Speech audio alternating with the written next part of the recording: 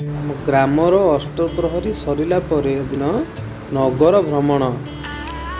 ଠାକୁର ଗ୍ରାମ ବୁଲି ସବୁ ଭକ୍ତମାନଙ୍କୁ ଦର୍ଶନ ଦେବେ। ତେଣୁକରି ଆଜି ଚାଲନ୍ତୁ ଦେଖିବା ନଗର ଭ୍ରମଣ କେମିତି ଥିଲା।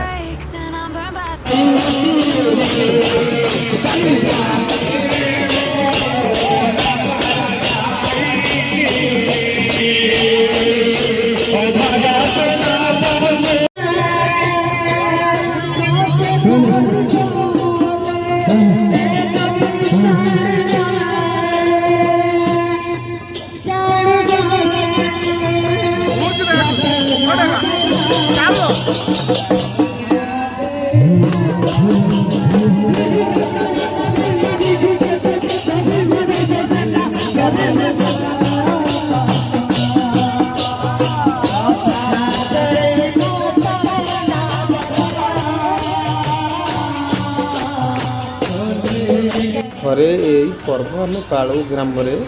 ହିଂସା ରାଗ ରୁଷ ସବୁ ଛାଡ଼ି ଆମେ ସମସ୍ତେ ଏକତ୍ରିତ ହେଉ। କେହି କାହା ଉପରେ ଯେତେ ରାଗିଥାନ୍ତୁ ନା କାହିଁକି ଆଜିର ଦିନରେ ସମସ୍ତେ ଏକାଠି ହୁଅନ୍ତି। ଅଭିର ବେଳା ହଉ, ଠାକୁରଙ୍କ ନଗର ଭ୍ରମଣ ହଉ, ଠାକୁରଙ୍କ କାର୍ଯ୍ୟରେ ସହଯୋଗ ହେଉ, ସବୁ କାର୍ଯ୍ୟରେ ସମସ୍ତେ ମିଳିମିଶି କାର୍ଯ୍ୟ ଆମେ କରୁ।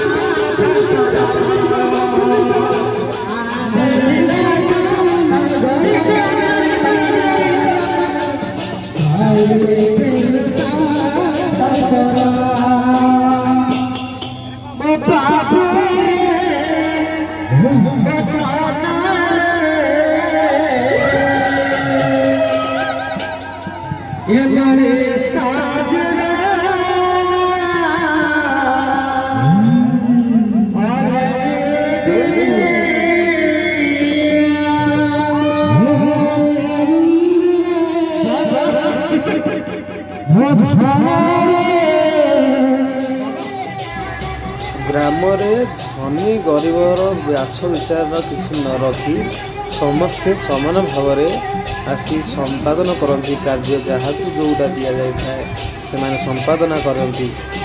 କେହି କାହାର ମନରେ କିଛି ଦୁଃଖ କଷ୍ଟ ରଖନ୍ତି ନାହିଁ, କିଛି ରାଗ ଝଡ଼ କିଛି ରଖନ୍ତି ନାହିଁ। ଯାହାକୁ ଯେଉଁ କାର୍ଯ୍ୟ ଦିଆଯାଇଥାଏ ସେଟାକୁ ତାର ମନ ପ୍ରାଣ ଲଗେଇ କାର୍ଯ୍ୟ ସମ୍ପାଦନା କରିଥାଏ।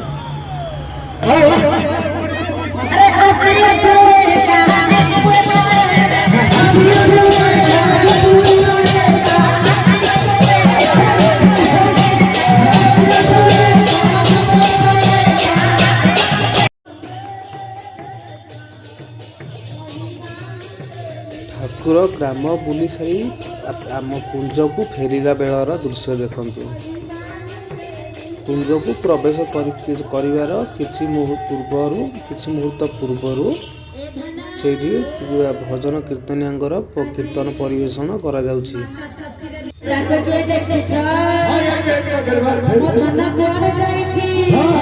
ଏମିତି ସବୁ ବର୍ଷ ଆମ ଗ୍ରାମର ଇଏ ହେଉଛି ମୁଖ୍ୟ ବା ପର୍ବ। ତେଣୁକରି ଏହି ପର୍ବରେ ଆମର ସବୁ ଯେକୌଣସି ବ୍ୟକ୍ତି ବାହାରେ ଥାଆନ୍ତୁ, ବିଦେଶରେ ଥାଆନ୍ତୁ, ଏବଂ ଯଦି ମହିଳାମାନଙ୍କ କ୍ଷେତ୍ରରେ ଯେଉଁମାନେ ବିବାହିତ କରିଛନ୍ତି ସେମାନେ ଏହି ପର୍ବରେ ସମସ୍ତଙ୍କର ମୁଖ୍ୟ ରହିଥାଏ। ଗାଁକୁ ଆସି ପର୍ବରେ ସାମିଲ ହେବା ପାଇଁ ସମସ୍ତଙ୍କର ଲକ୍ଷ୍ୟ ଥାଏ। ରହୁଛି ଜୟ ଜଗନ୍ନାଥ।